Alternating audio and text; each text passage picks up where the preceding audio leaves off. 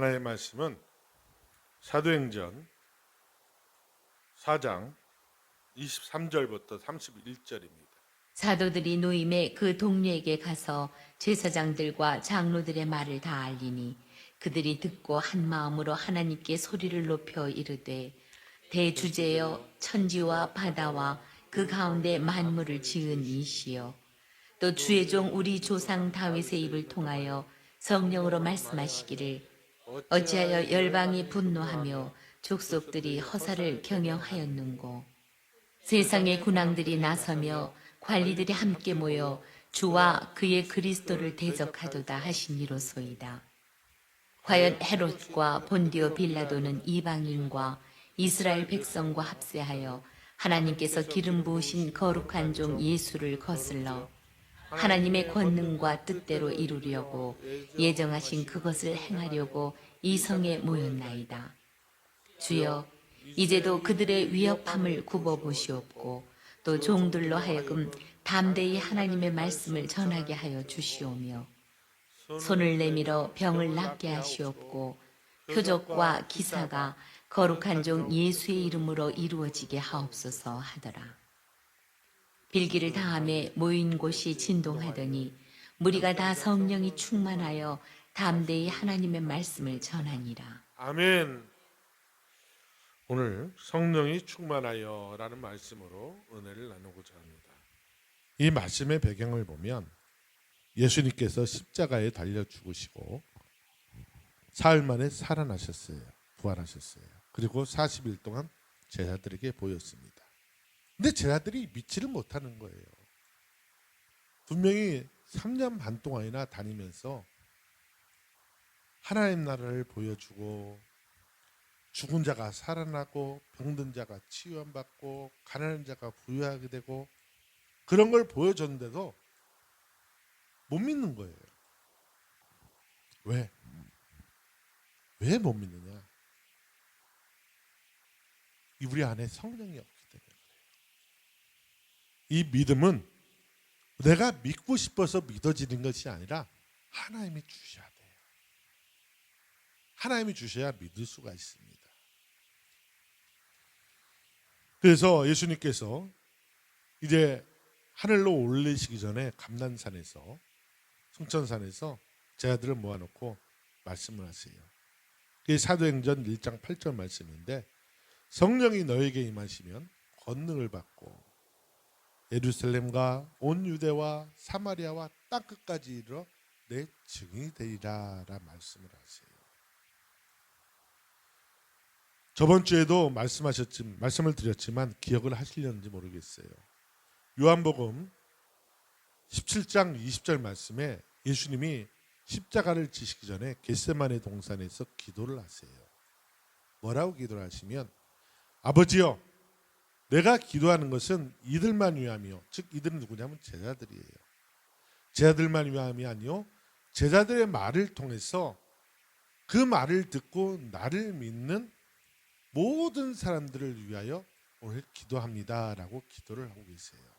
이 기도 때문에 예수님께서는 지금도 예수를 믿는 저와 우리 성도님들을 위해서 하늘나라에서 기도하고 계시고 이 땅에서도 기도하고 계시다는 것을 믿으시기 바랍니다. 무슨 기도를 하시느냐?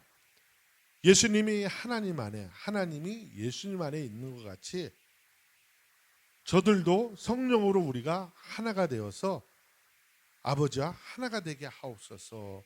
즉 하나님의 가족, 자녀가 되게 해달라고 기도를 하고 계시는 겁니다. 그래서 예수를 영접하고 모셔드린 사람은 하나님의 자녀가 된 줄 믿으시기 바랍니다. 사도행전 2장 1절에 보니까 오순절 날 성령이 강하게 모여 임하시는 것을 봐요. 그 성령의 임재를 통해서 어떤 현상이 일어나냐면 막 베드로는 예수님을 부인하던 사람이 성령이 임하니까 이 주체할 수가 없는 거예요. 성전에 가서 설교를 하니까 그 설교도 자기가 설교하는 게 아니에요. 그 안에 임하셨던 성령이 베드로 입을 통해서 말씀을 하시는 겁니다. 그것을 예수님께서 요한복음 16장에 성령이 임하시면 그가 내 것을 가지고 너희에게 알리시겠는데 장래일을 가르치시라라고 말씀하시거든요. 그걸 그대로 이루세요. 그랬더니 그 설교를 듣고 5,000명, 3,000명 회개하고 예수를 믿는 사람이 늘어나요. 그러다 보니까 어떤 현상이 일어나냐면 시기 질투하는 사람이 일어나요. 누가? 그 성전에서 동물로 제사를 드리는데 먼 곳에서 온 사람들은 동물을 가져올 수가 없잖아요. 그래서 돈을 가져와서 거기서 돈을 바꿔서 동물을 사서 내 죄를 회개하기 위한 제사를 드리는 동물로 바치거든요. 근데 제사장들이 그 당시에 제사장들이 그걸 그대로 하나님께 바치면 좋은데 정말 좋은 양을 하나님께 흠없고 없는 것을 바쳐야 되는데 그 좋은 것은 다시 빼돌려 가지고 다시 장사꾼에게 돈을 받고 팔아요. 그리고 별로 안 좋은 양을 번제로 올려버려요. 그러니까 하나님을 멸시하는 거죠. 우리 삶도 그래요. 하나님 앞에 예배할 때 헌물을 드리는데 우리 마음을 다해서 예물을 드려야 됩니다. 그러면 어떻게 마음을 다하느냐? 교회 와서 막 급하게 헌금을 놓는 것이 아니라 봉투를 가져가서 집에서 미리 헌금을 다. 저는 그랬어요. 어떻게 했냐면 항상 은행 가서 새 돈을 바꿨어. 한 번도 사람이 쓰지 않는 돈을 딱 넣고 일주일 전부터 하나님 앞에 거기다 기도 제목을 놓고 쓰기 시작합니다. 하나님 내 사업을 위해서 이렇게 합니다. 자녀를 위해서 이런 기도합니다. 내 건강을 위해서 이렇게 합니다. 가족을 위해서 이렇게 합니다. 라고 미리 해놓고 이제 일주일 전부터 기도를 하기 시작합니다. 그리고 교회에 와서 그것을 드립니다. 이게 마음을 다해서 드리는 예물이에요. 그래야 되는데 이 예수님이 십자가 지켜 성전을 청소해서 왜 하나님 내 집을 강도의 소굴을 만드냐 막 하면서 장사한 치들을 막 쫓아냈거든요. 그러니까 그걸 눈부시어서 못 보잖아요. 왜? 이익이 안 남잖아. 제사장들이 돈벌이가 없어지잖아요. 그러니까 예수님을 십자가에 못 박아버리는 거예요. 자기 이익 때문에. 그러니까 제자들도 막 예수님이 죽으신 다음에 막 성령으로 막 설교하면서 저건 부정한 것이다. 하나님 올바릅니다. 딱 설교하니까 시기 질투라는 거예요. 그래서 베드로를 요한을 잡아다가 막 때리고 감옥에 거뒀다가 그러니까 그걸 예수를 믿는 사람들이 그건 잘못된 것이다. 막 난리를 치니까 제사장들이 이거 밀란이 일어나겠다 싶어서 놓아줘요. 다시 놓아주고 난 다음에 이제 그때부터 이 얘기가 시작되는 겁니다. 그래서 사도들이 이렇게 노예예요. 그래서 그 동료들에게 가서 제사장과 장로들의 말한 것을 다 알려요. 어떻게? 예수를 증거하지 말라. 그러니까 예수를 증거하지 말라고 그렇게 자꾸 말한다 그랬더니 그들이 듣고 한 마음으로 하나님께 소리 높여 기도하는 거예요. 하나님 이건 불의한 겁니다. 대주제요. 천지와 바다와 그 가운데 만물 지으시니요. 그 하나님 앞에 기도하는 거예요. 또 주의 종 우리 다윗의 입을 통하여 성령이 말씀하시기를 이미 시편 2편에 기록되어 있거든요. 다윗이 그렇게 시편 2편에 기록을 해놨어요. 어찌하여 열방이 분노하며 족속들이 허사를 경영하는고 세상의 군왕들이 나서며 관리들이 함께 모여 주와 그의 그리스도를 대적하는도다. 즉 마귀들이 대적한다라고 그 말씀을 인용하면서 기도를 하는 거예요. 하나님 어떡합니까? 하고 과연 헤롯과 본디오 빌라도는 이방인과 이스라엘 백성과 합세하여 하나님께서 기름 부으신 거룩한 종 예수를 거슬러서 하나님의 권능과 뜻대로 이루려고 예정하신 그것을 행하려고 이 성에 모였나이다 하고 기도를 하고 있습니다. 이렇게 기도를 하는 거예요. 주여 이제도 그들의 위협함을 굽어보시옵고 또 종들로 하여금 담대히 하나님의 말씀을 전하게 하여 주시옵소서 라고 기도를 합니다. 또 기도하면서 뭐라고 하냐면 손을 내밀어 병을 낫게 하시옵고. 이 말씀은 왜 그러냐면 예수님께서 승천하시기 전에 마가복음 16장에 그런 말씀을 하세요. 내 이름으로 귀신을 쫓아내며 새 방언을 말하며 또 뱀을 집어올리며, 그 뱀은 저는 말씀드렸죠. 생각 속에 들어오는 더럽고 추악한 오만 가지 생각을 다 집어올리라는 거예요. 예수 이름으로 물리치라는 거예요. 그 다음에 무슨 독을 마셔도 해를 받지 아니하며, 독 말씀드렸죠. 독은 어디서 나온다고요? 입에서 나온다고 말씀드렸습니다. 내 귀에 나쁜 소리를 들으면 내 마음이 상하잖아요. 그게 독이라는 거예요. 그러니까 무슨 독을 마시더라도 해를 받지 아니하며, 그러니까 어떤 욕을 먹거나 어떤 나쁜 소리를 들어도 내 마음이 감정이 상하지 않게 사랑으로 모든 것을 다 필터할 수 있는 은혜를 달라고 기도하며, 또 뭐라고요? 병든 자에게 손을 얹어 낫는 은혜를 달라고 그렇게 예수님이 기도하라고 말씀하신 것을 그대로 인용해서 제자들이 기도를 합니다. 그래서 손을 내밀어 병을 낫게 하시었고 표적과 기사가 거룩한 종 예수의 이름으로 이루어지게 하시옵소서. 그러니까 표적과 기사가 거룩한 종 예수의 이름으로 이루어지는 건 어떤 거냐? 우리 김효시 성도님이 이제 병원에서 이제 안 된다고 했을 때 뭐라고 그랬어요? 기도 부탁을 하니까 우리가 기도하니까 어떻게 해요? 걱정하지 마라, 회개만 해라, 철저히 회개하면 하나님 고치신다. 그랬을 때 뭐가 나타났죠? 표적과 기사가 나타났어요. 이거 똑같은 얘기예요. 지금 이 말씀이 오늘날에도 이렇게 적용이 되고 있다는 것입니다. 누굴 통해서? 성령 하나님을 통해서. 아멘. 빌기를 다음에 모인 곳이 진동하더니 우리가 성령이 충만하여 담대히 하나님의 말씀을 막 복음을 전하는데 부족한 게 없더라는 거예요. 제가 집사 때 복음을 전하려 했더니 그게 쉽지가 않더라고요. 남한테 예수 믿어, 그러면 저해 부끄럽고, 저 사람이 야 예수 믿으면 좋은 게 뭔데? 라고 답을 하면 어떤 답을 할 게 없더라고요. 그러니까 자신이 없는 거야. 자신이 없는 게 아니라 뭐가 없어요? 성령이 없어. 성령을 못 쓰다. 성령이 없으니까 내가 하려고 하니까 안 되는 거야. 전도는요 내가 하는 게 아니에요. 성령님이 나를 통해서 알아신 것을 믿으시기 바랍니다. 자, 우리 성도님들 간에 인사 한번 해봅시다. 자, 서로 얼굴을 보시고, 서로 얼굴을 보시고 얼굴 한번 보세요. 예, 서로 얼굴 한번 보시고. 자, 예수님 안에서 좋은 일이 있습니다. 예수님 안에서 모든 일이 형통합니다. 예수님 안에서 날마다 건강합니다. 자, 저에게도 인사 한번 해주시고. 자, 우리 성도님들 날마다 형통하세요. 아멘. 오늘은 성찬주일입니다. 우리 은총교회는 매월 첫 주, 5월 첫 주죠. 6월 첫 주, 7월 첫 주, 8월 첫 주, 매월 첫 주에 성찬식을 거행하고 있습니다. 오늘 본격적으로 말씀을 좀 나눌게요. 성령님을 우리는 한자로 보혜사라고 합니다.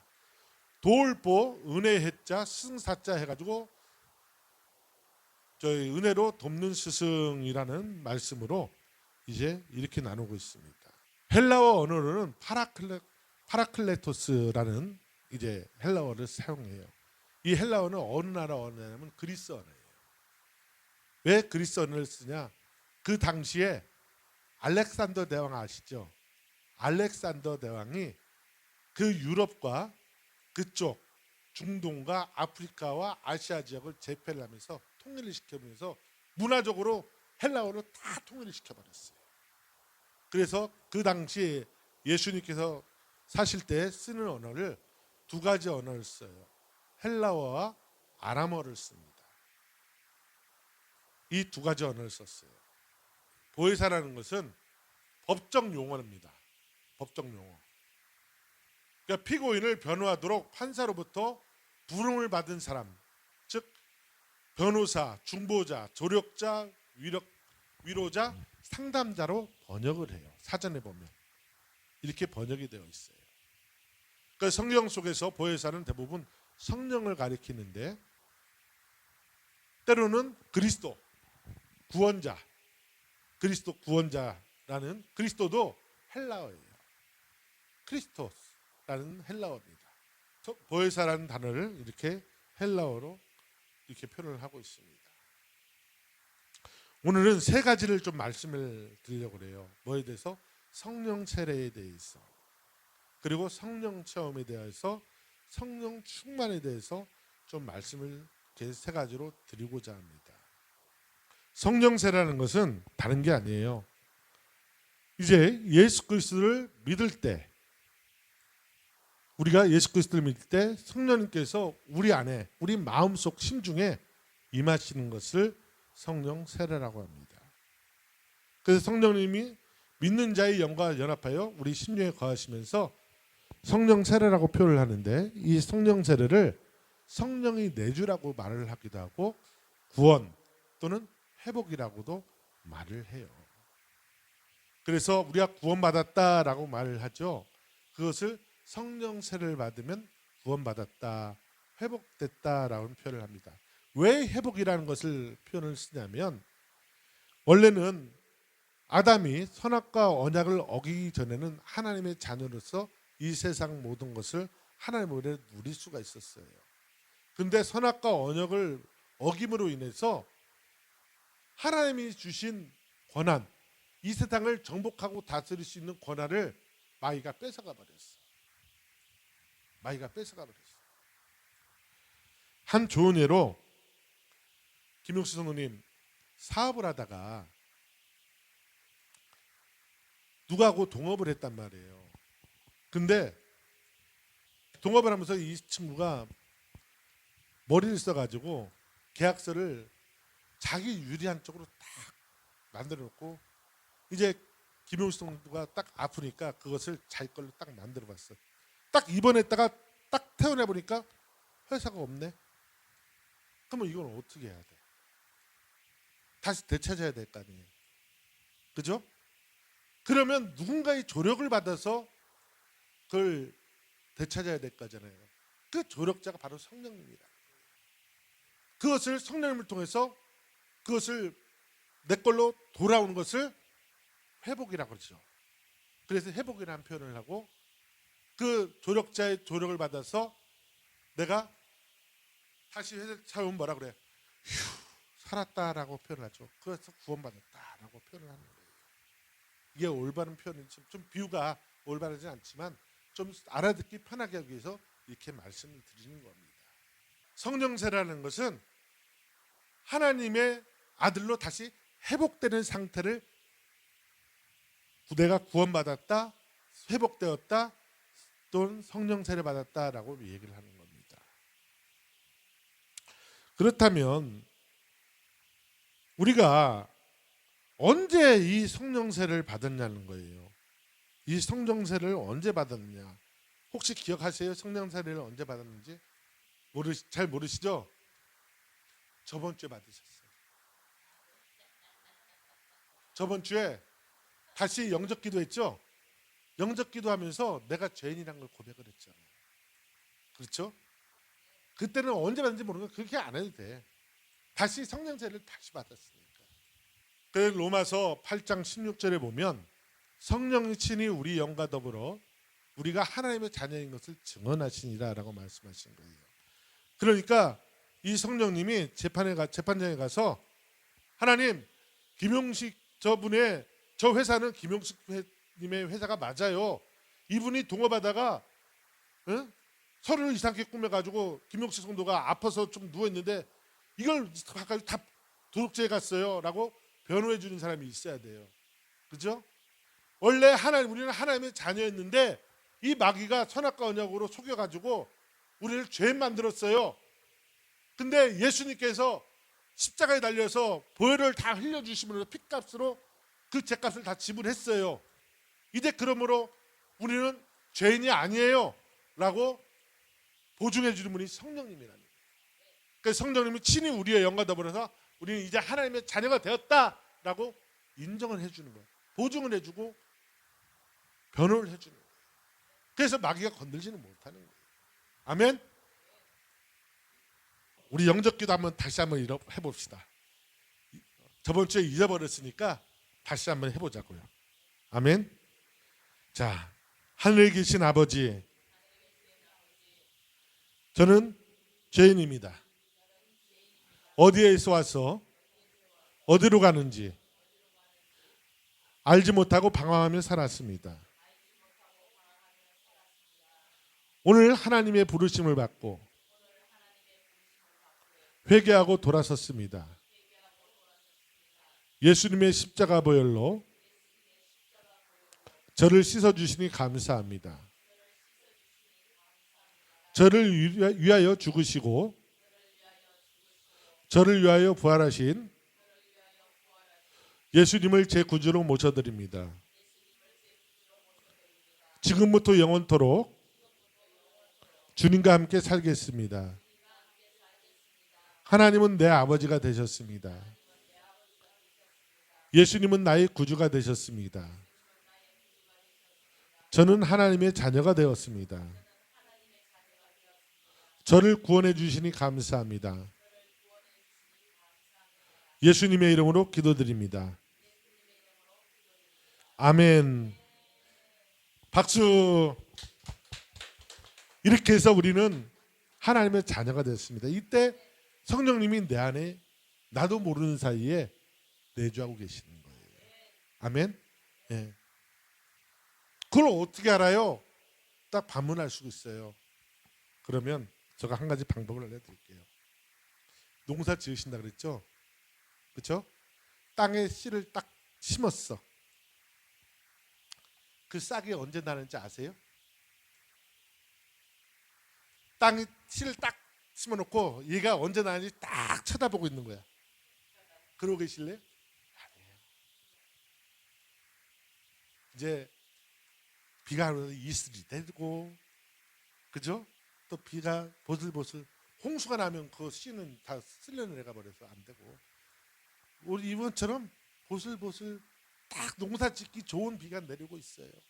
하나님 때를 따라서 이렇게 우리나라에 비를 주시는 거예요. 이것처럼 성령님은 우리에게 때를 따라서 말씀으로 성령의 은혜를 주시는 줄 믿으시기 바랍니다. 아멘. 예. 그래서 우리가 이렇게 고백을 하게 되면 성령이 나도 모르는 사이 내 주 안에 딱 임재해 주셔서 그 증거를 어떻게 할 수 있느냐? 딱 씨를 심어 놓으면 어떤 말이야? 싹이 분명히 날 거야 라는 믿음이 생기죠. 우리도 그래, 난 하나님의 자녀가 될 사람 믿음이 생기는 거예요. 아멘. 그렇습니다. 성령님이 우리와 함께 하시면 어떤 일은 아니냐? 성령님은 바로 하나님 자신이에요. 하나님 자신입니다. 하나님 자신을 이제 성령님은 하나님 자신이에요. 근데 친이라는 말씀을 하고 있어요. 친이라는 표현은 직접적으로 스스로라는 뜻이에요. 성령님이 직접 스스로 우리에게 임재하신다는 거예요. 그래서 사람의 감정이나 타인의 말이 아니라 하나님께서 직접 믿는 자에게 역사하신다는 것입니다. 그러고 나서 어떤 현상이 나냐면 마음이 편안하다는 생각이 들어요. 그게 성령이 내 안에 와 계시다는 의미입니다. 우리의 영과 더불어라는 말씀은 여기서 우리의 영은 사람의 가장 깊은 내면, 심중이라고 말합니다. 심중. 하나님은 우리의 심중의 내면을 내주하시면서 우리의 영과 교통하시면서 우리의 혼과 몸을 친히 다스려 주세요. 우리의 혼과 우리 육신을 친히 다스려 주신다는 거예요. 그래서 육신의 병이 들면 치유해 주시고 고쳐 주시고, 그리고 우리의 혼을 어떻게 다스리냐? 우리가 얻는 지식을, 올바른 지식을 얻을 수 있도록 도와주시는 거예요. 그래서 성령님께서는 우리 밖에서만 말씀하시는 분이 아니라 우리 안에 거하시면서 우리 영과 더불어 역사하십니다. 죄를 깨닫게 하시고요, 하나님을 아버지라 부르게 하시면서 말씀을 믿게 하시고 기도를 하게 해주십니다. 혹시 저희 김용수 성도님 부모님과 사이가 괜찮으셨어요? 좋으셨어요? 특히 아버지하고는 어떠셨어요? 예. 나쁘지 않아요. 왜 이런 말씀드리냐면 저는 아버지가 굉장히 어머해가지고 아버지하고 이 관계가 별로 안 좋았어요. 그러다 보니까 뭐 했냐면 하나님을 아버지라 부르는 게 굉장히 부담스러웠어요. 왜? 아버지라는 단어가 내 마음에 상처가 됐기 때문에 그래요. 이 아버지가 마음에 대한 상처가 되면 하나님을 하나님이라고 부르기는 하는데 하나님은 아버지라고 부르기가 쉽지가 않아요. 그래서 이 내적인 아버지에 대한 원망이나 이런 미움이 사라지기 전까지는 하나님을 아버지라 부르기가 쉽지가 않아요. 이게 많은 크리스찬들의, 특히 우리나라 크리스찬들의 공통된 문제입니다. 신앙생활은 오래 했는데 하나님의 이런 기적을 체험 못하는 분들이 많아요. 왜일까? 바로 부모님에 대한 그 상처를 내적 치유를 하지를 못해버리니까, 치유를 하지도 못하니까 나는 항상 어렸을 때부터 아버지가 주는 것, 부모님이 주는 것을 가지고 먹고 성장해 왔잖아요. 어렸을 때부터 나 혼자 막 일을 해서 벌어서 먹고 사는 사람들은 내 힘으로 해야지 누구 도움도 안 받아 라고 하는 사람은 그게 하나님을 믿기가 쉽지가 않더라는 거예요. 근데 내가 일하는 것은 한계가 있어요. 그렇죠? 어린아이가 아무리 열심히 일한다 해도 돈을 버는 한계가 있단 말이에요. 우리 성도님 그 인테리어 일을 하는데 성인이 돼야 많은 지식을 습득해서 많은 것을 만들어낼 수 있잖아요. 10살짜리 어린애 보러 그걸 하라고 하면 하고 되냐고요? 못하잖아요. 그것처럼 그렇게 그 10살짜리는 자기가 열심히 혼자 그렇게 하려고 하면은 너무나 힘이 드니까 뭐가 되냐, 감정 속에서 나를 좀 도와주지. 나 혼자 이렇게 열심히 해서 내가 해야 돼? 라는 그게 쌓이고 보기 시작하면 아버지에 대한 원망이 생겨버려요. 결국은 그게 내 신앙에 마이너스를 가져오더라는 거죠. 그래서 하나님을 의지하는 게 믿기가 쉽지가 않더라는 거예요. 그래서 그것을 저는 한날은 너무나 답답한 거예요. 아버지의 사랑을 받고 느끼고 싶은데 그게 안 돼요.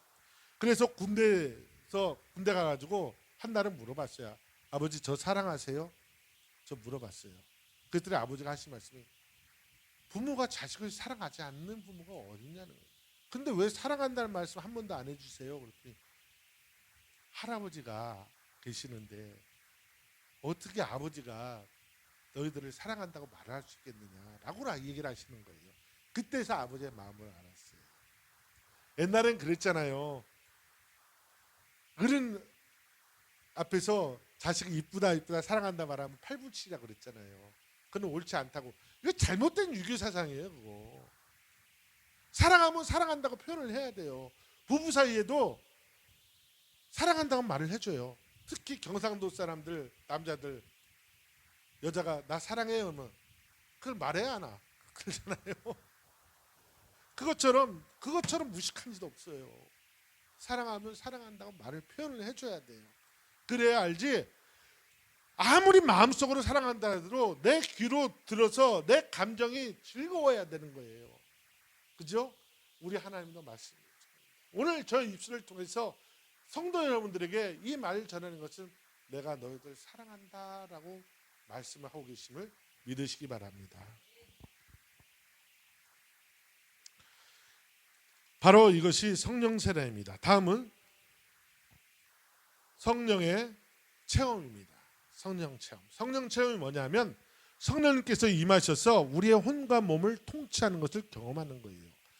성령 세례를 통해서 우리 안에 내주하고 계시지만 오순절날 성령 강림을 통해서 또 우리를 강권적으로 역사하시는 성령님이 임하셔야 한다는 거예요. 그래서 성령 체험을 우리 김용식 성도님 성령 체험을 해보셨어요? 하셨어요. 어떻게 해요? 병원에 있다가 나오셨잖아요. 그죠? 성령님이 직접 몸을 만드셨잖아요. 이게 성령 체험을 하신 거예요. 아멘? 이게 뭔 소리냐면 우리가 이게 실제적으로 이게 성령 체험에서 나오신 거고 일적으로 말하면 우리가 설계를 막 하잖아요. 뭐 만들기 위해서 설계를 막 하잖아요. 그러면 아이디어가 막 떠오르잖아요. 그것까지가 성령 세례예요. 그러면 그것을 설계한 것을 직접 만들어야 되잖아요. 그러면 기계로 자르고 또 카타기로 밟고 그러면서 만들어 가야 되잖아요. 그 자체를, 그 과정을 성령 체험이라고 그래요. 그것을 하나님은, 원래는 우리는 건강한 모습이었어요. 그죠? 이것을 마귀가 질병을 갖다 해서 우리 몸을 망가뜨렸단 말이에요. 근데 하나님께서 다시 성령 체험을 통해서 치유를 해 주셨어요. 성령 세례와 성령 체험은 바뀔 수 있어요. 성령 체험을 먼저 하고 성령 세례를 나중에 받을 수 있어요. 이것은 김용식 성도뿐만 아니라 성경에도 나와요.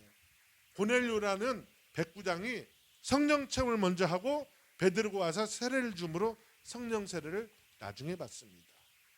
그와 같이 이건 바뀔 수가 있어요. 꼭 순서가 있지는 않아요. 그러므로 성령님께서 임하시면 우리의 혼, 받아들이는 지식과 또 몸을 통치하여 주셔서 하나님 것을 받아들이게 해요. 세상 것을 받아들이지 않게 합니다. 왜? 세상 것은 받아들이면 내 감정이 상할 수가 있어요. 지금은 내가 기쁠지 몰라도, 지금 즉시는 기쁠지 몰라도 좀 지나고 나면 허전해버리는 게 세상 것이에요. 하나님 것은 지금 받아들이는 것은 힘들고 어렵지만 좀 지나고 나면 마음에 푸듯한 감이 있어요. 행복함이 있어요. 이것이 성령 체험입니다. 이 성령 체험을 통해서 여기서 끝나서는 안 된다는 거예요. 우리가 성령 체험을 하다 보면 어떤 것을 또 할 수가 있냐면, 손을 한번, 이 그릇을 잡았다고 딱 생각을 했어요. 냉면 대접 하나 딱 잡았다.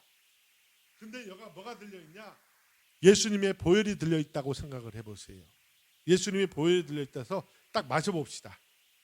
마셔봅시다. 예. 그러면서 말을 하는 거예요. 하나님, 예수님의 보혈을 마십니다 하고 이렇게 마셔보세요. 예. 예수님의 보혈을 마십니다 하고 이렇게. 그렇게 하다 보면 어떤 현상이 나냐면, 그걸 자주 해보면은 나도 모르게 막 하품이 나와요. 하품이 나올 때가 있어요. 그게 뭐냐? 내 속에 있던 더러운 것이 빠져나오는 거예요. 왜? 이게 아무것도 없지만 그 안에는 뭐가 들어있어요? 예수님의 이름이 있기 때문에 그래요. 예수님의 이름이 내가 인정하고 보혈의 피가 있는 것을 내가 믿고 마시기 때문에 그 보혈이 눈에 보이지 않지만 내 안에 믿음으로 들어가는 거예요. 그러니까 눈에 보이지 않는 내 몸에 들어와 있던 악한 영들이 빠져나가는데, 하품을 통해서 빠져나가고요, 재채기를 통해서 빠져나가고요, 방귀를 통해서 빠져나가요. 그리고 눈물을 통해서 빠져나갑니다. 그러다 보면 예배드리다가 막 나도 모르게 눈물이 날 때가 있어요. 이게 성령 체험입니다. 이런 것들이 성령 체험입니다. 우리가 육신의 몸을 벗고 우리의 혼이 천국에 가기 전에 이 땅에서 구원받아야 할 이유가 있어요. 왜 이유를 받느냐? 성령 체험을 통해서 회복된 하나님 나라를 증거하기 위해서요. 복음을 전하기 위해서. 왜? 전에도 말씀드렸다시피 요한복음 14장 23절에 예수님이 그래요. 예수님이 우리에게 새 계명을 주셨거든요. 새 계명이 무엇이냐? 내 이웃을 내 몸같이 사랑하라는 거예요. 그러면 내 이웃이 누구냐는 거예요. 내 가장 가까운 이웃은 남편일 수 있고 아내일 수가 있어요. 그리고 자식들일 수가 있어요. 더 나가서 형제들일 수 있고, 또 더 나가서 내 옆집에 사는 사람들, 예수를 알지 못하는 모든 사람들을 내 이웃이라고 봅니다. 그것들을 사랑하라는 거예요. 그러면 어떻게 사랑하느냐? 그들이 예수를 모르고 지옥을 가면 불행하잖아요. 그들을 함께 천국으로 인도해 드리는 것이 사랑하는 겁니다. 그렇게 하면 어떻게 하게 되냐? 너희가 나를 사랑하면 내 계명을 지키리니 복음을 전할 것이니 그가 하나님께 사랑을 받을 것이요, 우리가 그를 거쳐 삼아서 함께 하리라라고 합니다. 우리 심정에 성부, 성자, 성령이 우리 안에 계시겠다라고 말씀을 하시는 겁니다. 아멘. 그러기 위해서 성령 체험을 해야 됩니다. 마지막으로 성령 충만입니다. 성령 충만은요, 성령 세례와 같은 단회적인 사건이 아니에요. 이것은 한꺼번에 할 때마다 그냥 단회적으로 그런 현상이 나타나는데, 성령 체험과 같이 지속적으로, 성령 세례는 단회적이에요. 이제 성령 체험과 같이 계속 유지되면은 성령님이 계속 내 안에 임재하시게 돼요. 그걸 갖다가 성령 충만이라고 합니다. 그러므로서 우리는 그 성령 충만을 받으면 은사가 나타나요. 은사가 나타나는데 어떤 은사가 나타나느냐? 고린도전서 12장에 보면 그 은사가 나타나는데 은사장으로 말합니다. 어떤 사람은 성령으로 말미암아 지혜의 말씀을 하고요. 어떤 사람은 성령으로 지식의 말씀을, 다른 사람은 같은 성령으로 믿음을, 그러니까 믿음을 갖는 것도 성령의 은사예요. 어떤 사람은 한 성령으로 병 고치는 은사를, 우리 사모님이 병 고치는 은사가 있는 거예요. 말씀으로 선포해서 그대로 전하니까, 전해주니까 병이 낫는 거죠. 또 기도할 때 병이 떠나가요. 그런 은사가 있는 거예요. 또 다른 사람은 같은 성령으로 능력을 행하는 거예요. 능력은 뱀과 정갈하며 귀신을 쫓아내는 은사죠. 그러니까 저희는 저 같은 경우는 지혜의 말씀과 이 지식의 말씀, 능력을 행하는 은사를 주셨어요. 그리고 어떤 사람은 예언함을, 어떤 사람은 영분별함을, 어떤 사람은 방언 말함을, 어떤 사람은 방언을 통언하는. 그래서 방언이란 것은 내가 알아듣지 못하는 다른 말, 우리나라 말, 일본어도 될 수 있고요, 러시아 말도, 영어 말도, 그거 갖다가 우리나라 말 외의 말을 방언이라고 합니다. 이런 것을 주셨어요. 그래서 하나님의 뜻대로 성령 충만한 사람은 각 사람에게 선물을 내어주세요. 이것은 내가 받고 싶어서 받아지는 게 아니라 하나님이 주신 선물이에요.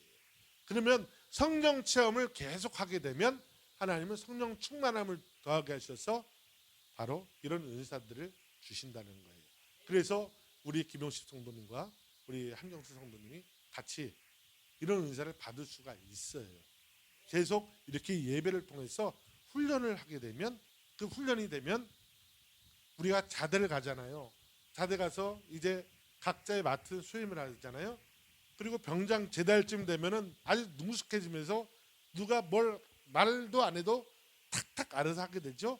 그런 것처럼 하나님의 은혜가 우리에게 임하게 되면 하나님의 은사를 나타내게 돼요. 그러므로 그 선물을 꼭 받으시기 바랍니다.